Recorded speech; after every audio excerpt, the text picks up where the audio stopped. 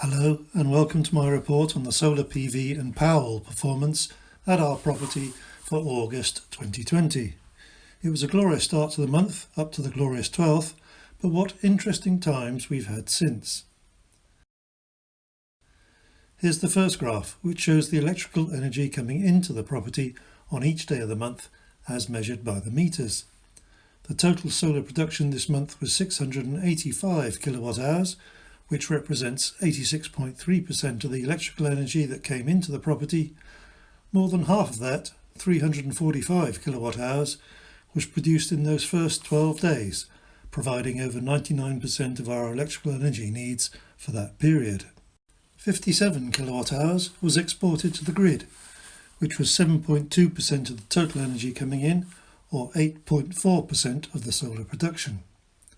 The electricity meters showed that just 3 kilowatt hours was imported from the grid in the first 12 days, but that jumped to a total of 109.2 kilowatt hours for the whole of the month, including 7.5 units of peak electricity, with the Powerwall being boosted overnight by varying amounts on 11 nights in anticipation of poor solar production the next day.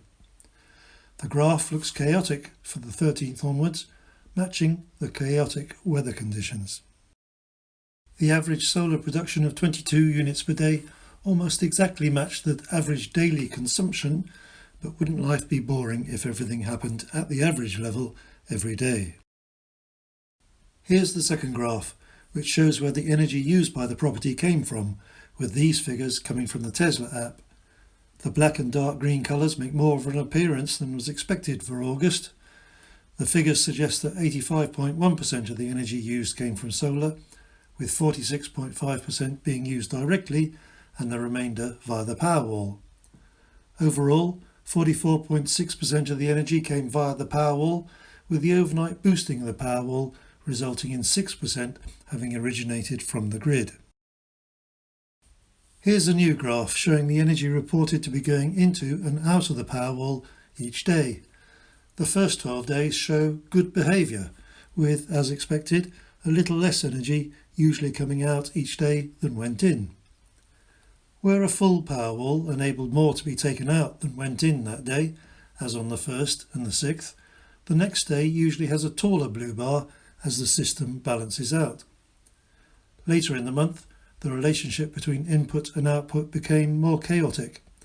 Overall, 90% of the energy going in during the month came out, although there will usually be a difference between the state of charge at the beginning of the month compared to the end of the month, which is not taken into account.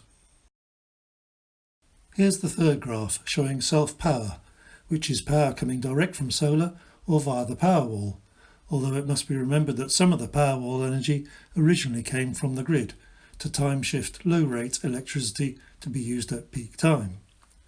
The Tesla app says that the proportion of self-power over the month was 91%. In other words, the remaining 9% was energy used directly from the grid. So how bad was this August overall? Here's the graph of the solar southwest production over the years, showing that August 2015 was worse, but that was followed by the best September so far, so we can perhaps hope for a repeat of that weather behaviour this year. The cumulative view of the year's production shows that 2020 still maintains its lead over 2015 at this stage, thanks to August 2015 having been worse, with a gap of 67 units to second place. Here's a quick glance at the energy input to the property for each day since the 1st of February, to give an impression of the changing contributions of the different energy sources.